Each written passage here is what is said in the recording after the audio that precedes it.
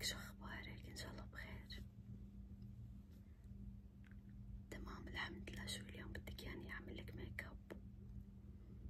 اوكي موافقة، بس بشرط ما تحكي ولا شي، تخليني اعمل كل شي. تمام. يعني انتي جاية واوريدي بدك تشكيلي ومتضايقة. اوكي حلو كتير، حلو كتير انه انتي يعني بدك تشكي، مو انه حلو كتير. فهماني علي؟ المهم ماشي، يلا فيكي تحكي. اول شي بدنا نعمل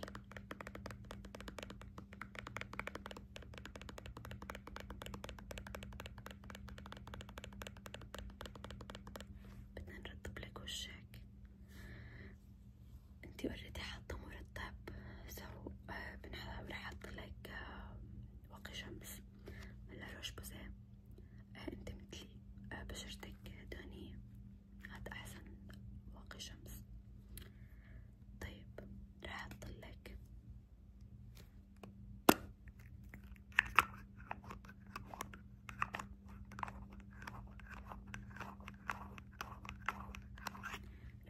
واقي شمس. اوكي يلا انا رح احط لك وانت احكي لي ماشي. من شو متضايقة؟ احط لك واقي شمس، رح احط لك اياه واسع لك اياه بكل وشك.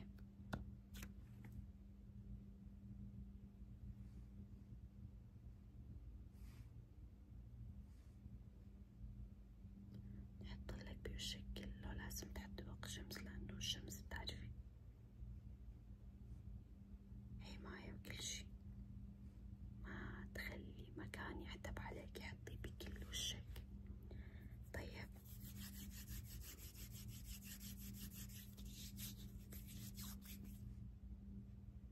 امسح وشك. من شو متضايقة؟ عندك اختبارات؟ هي الفترة كلها اختبارات. طيب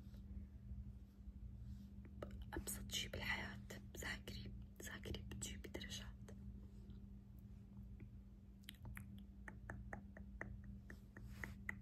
كتير صعبة. طيب قسمتي وقتك؟ طيب ما انتي لازم تقسمي وقتك. إذا عندك مثلا اختبار بعد أسبوع، مشان انتي ما تنضغطي زيادة قسمي وقتك. يعني ذاكري مثلا اليوم جزء، بكرة جزء، بعده جزء. رح يكون كتير سهل عليكي، بس تراجعي بعدين رح يكون كتير سهل. طيب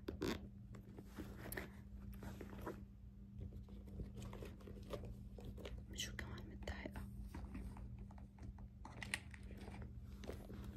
حاسة بالإحباط، بتحسي إنه انتي ما رح تجيبي درجة منيحة.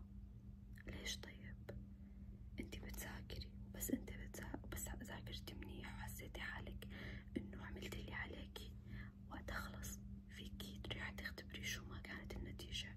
طبعا أكيد بعد الله أكيد رح تجيبي درجة كتير حلوة، ممكن تجيبي فول مارك، بس شو ما كانت النتيجة خلص سلميها لله. شو ما كان أهم شي انتي بتعملي اللي بتقدري عليه، ما تخلي الشيطان يتحكم فيكي أو يتمكن من تفكيرك، لأنه نحن سبحان الله بس نكون خايفين من شغلات عقلنا شو بيصير بيعظم، هاي الشغلات بتصير يعني شو بديلك، يعني شي كتير مو طبيعي، فوق العادة، فوق التفكير.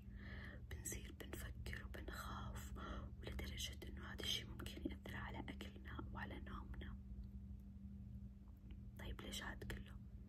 خلي الأمور بسيطة. بس عندك يكون اختبار، ذاكري قبله بفترة وقسميها مثل ما قلتلك. إذا أنت ما بتحبي تقسميها ذاكري قبله بيومين مشان ما تنضغطي. بتروحي بتختبري، أصلا أنت مجرد تبلشي اختبار رح تلاقي الأسئلة هيك إنه سؤال ورا سؤال ورا سؤال، تلاقي حالك إنه أنت حليتي كل شي. ما في داعي تخافي، ما في داعي تشيلي هم،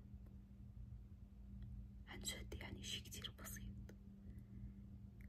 ليكي انتي كيف وانتي عم تفكري بهاي الشغلة، لأنه انتي فيها فبتحسي انه الموضوع كتير كبير، بس تصيري هيك بتيجي لعندي بتحكي لي انه انا متضايقة، بسألك هذا الحكي بترتاحي.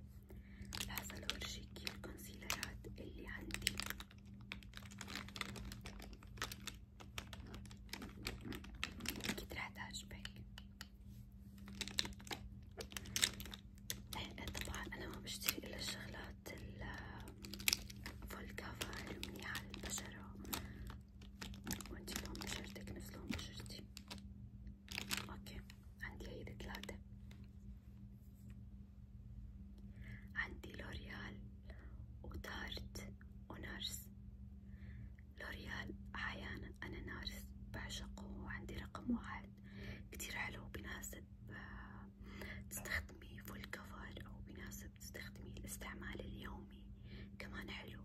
تارت بجنن كفره، او ماي جاد بيغطي كتير، بس مشكلته لما بدك تحطيه شوي نقطة، مو نقطة بس شوي يعني، وتدمجي بس أول شي بتخليه شوي ينشف بعدين بتدمجي. لوريال مؤخرا أنا سمعت فيه حلو، سعره مناسب، كمان بتلاقيه بكل الصيدليات، بجنن. فيكي تحطي استعمال يومي، وكمان في بعضهم بيستخدموا بالمناسبات. أنا بالنسبة لي رقم 1 نارس، بس نارس ما تبقى فيه كتير حسافة يعني، خلاص تقريبا. ومش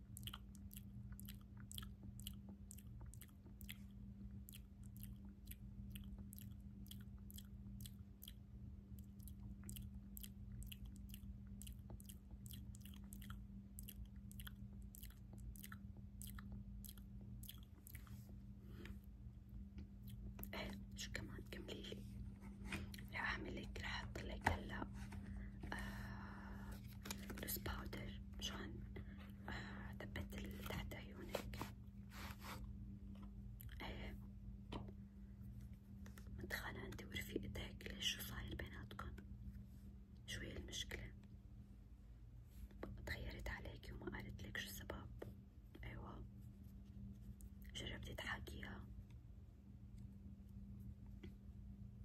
طبعا هذا هو اللوز باودر، انا حاطيته بالكم يعني حطيته بهاي العلبة بفي بالغرض. طبعا بتاخدي نقطة هيك وبتخفف فيها بإيدك هيك لحتى تصير خفيفة. وبعدين شو بتعملي؟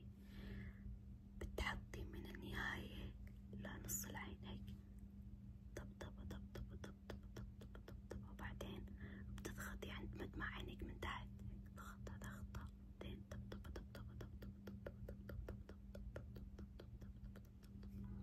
العين الثانية تستخدمي الجهة المعاكسة، بتحطي طبعا اللوز باودر بتخففي فيها هيك، بتحطي نهاية العين طبطبة طبطبة طبطبة طبطبة طبطبة طبطبة، بعدين تضغطي شوي هيك تضغطي تحت مدمع عينك، بعدين طبطبة طبطبة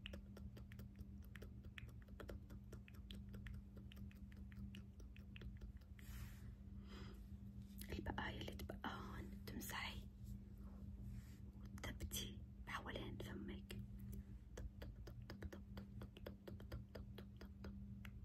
تضغطي شوي تضغطي اوكي.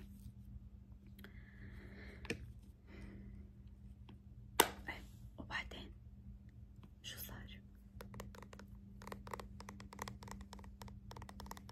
تغيرت عليك رفيقتك، شو صار؟ حكيتي لها سألتيها شو السبب؟ ليش ما سألتيها؟ لا لازم تسأليها. شوفي ما حلو الإنسان لما بيشوف شخص تغير عليه بيسكت وبيطنشه، خلاص تغيرت عليه براحتك، انتي أصلا اوريدي ما عم تحسي إنه براحتك، انتي متضايقة. لا اسأليها، احكي لها شوفي شو صاير، ليش زعلانة مني، ليش تغيرتي علي. حتى لو صارت مرة من المرات وتغير يعني مثلا صار موقف قديم وتغيرت عليكي وبعدين انتي جيتي حكيتي لها وحسيتي انه هي ما تغيرت كتير من هاي الناحية، حلو الواحد يحكي عادي، نحن بشر بالاخير، ممكن بتمر بظروف، ممكن هي مرة هلا بظروف، يعني اكيد ما رح تضل مثل ما هي للابد، اكيد رح تمر بظروف، هاي الظروف ممكن تخليها تتغير، ممكن تخلي شخصيتها ما تكون مثل ما نحن متوقعين او مثل ما نحن بنعرفها، فعادي لو تغيرت، انتي لا تخلي هذا الشي يأثر عليكي. يعني انتي لازم اول ما تحسي انه هاي الانسانة تغيرت علي وهذا الشي اثر علي انا نفسيا او بالسلب، شو بتعملي؟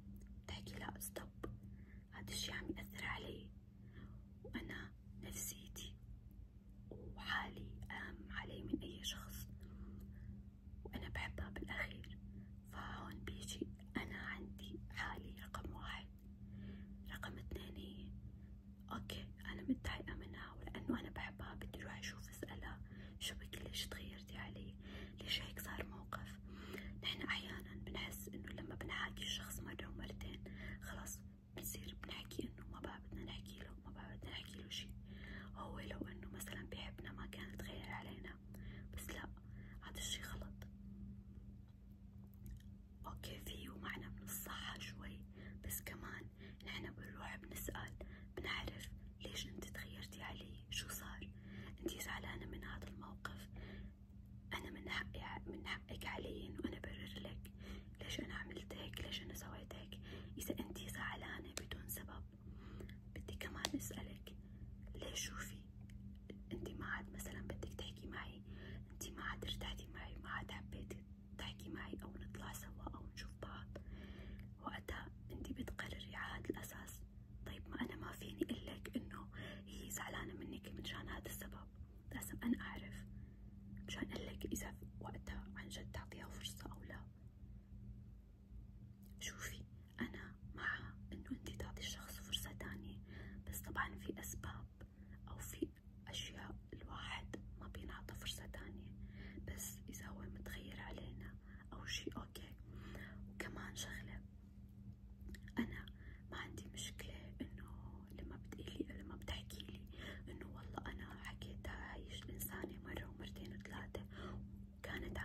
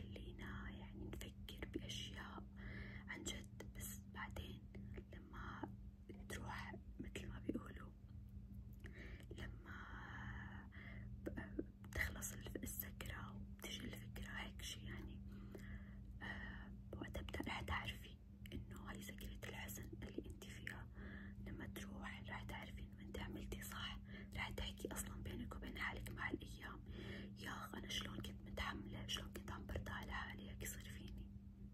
دايما الأمور لما احنا بنكون نحب الشخص زيادة بنستصعب إنه احنا نكون نعطي الخطوة الأولى، إنه نحنا نحكي وإذا ما فاتنا نترك. بس عن جد هذا الشي راح يخليكي تكوني قوية، راح تحسي حالك حتى بعدين إنه أوه أنا تركت هاي الإنسان اللي كنت عن جد بحبها، صح إنه أنا راح أتركها لأنه هي أذتني، بس أنا معناته أنا كتير قوية، أنا فيني بعدين بس أمرق بهيك مواقف عن جد ما أسأل. إذا الشخص اللي قدامي ما سأل عني وعن خاطري وعن زعلي معناته أنا هو ما بيستاهل أصلا إنه أنا أسأل عنه. ليش؟ لأنه أنا رقم 1 بحياتي. أيوة شاطرة. طيب هلا رح أحطلك البلاش.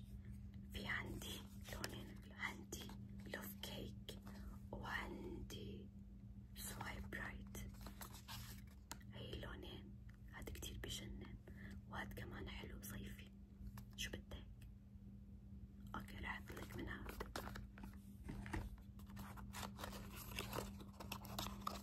شفتي شو رايك بكلامي؟ قلتلك دائما انا بقلك حالك رقم 1.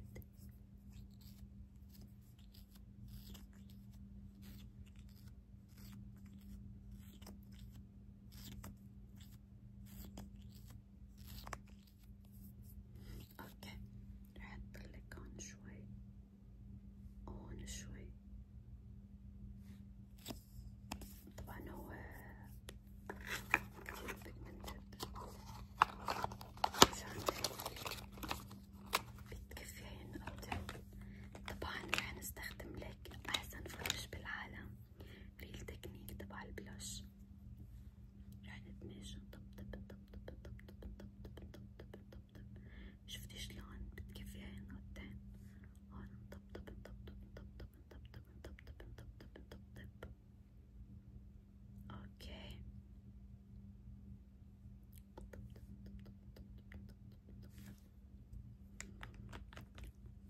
طيب ما بدنا نحط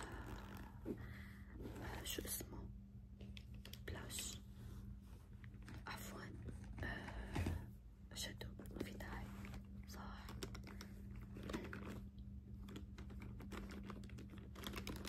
راح نشطلك حواجبك بهاد أحسن جل حواجب بالنسبة لإلي، بثبت الحواجب ليوم الدين. طيب بنحط نقطة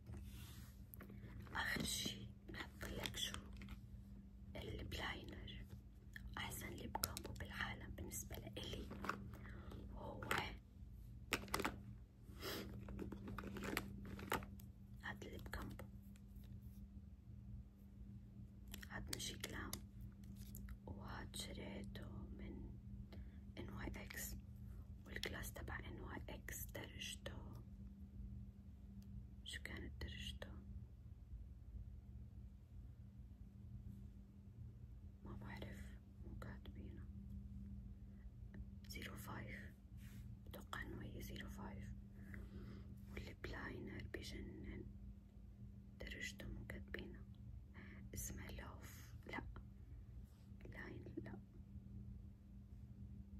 ما بعرف شو اسمه مو كاتبينه. المهم اول شي بدنا نرطب الشفايف طبعا اكيد بدنا نرطب الشفايف.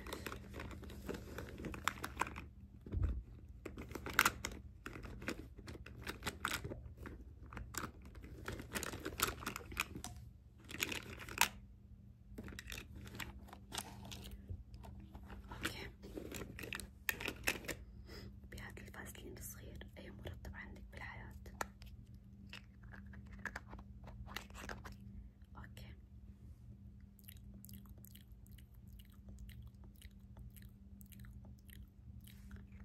بعدين بدنا نحط اول شي قبل هاد كله طبعا بدنا نحط هاد التنت من شي جلام.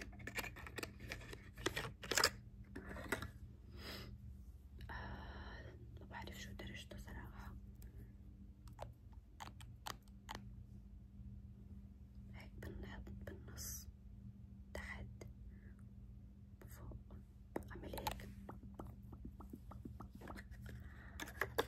بعدين بدنا نحط هاد كمحدد هيك من فوق ومن تحت. طيب اعمل هيك. بعدين بدنا نمسك الجزء الثاني البني ونحط هيك نمسح فوق وتحت نقطة هيك شي خفيف. اعملي. بعدين بدنا ناخد هاد الليب لاينر ونمسح عفوا شو نمسح نحط من فوق من نفس مكان الليب لاينر ومن تحت وهيك نحاول ندخله لجوا ونحطه بحدود الدم كمان. بعدين نحط الليب جلاس بيجنن.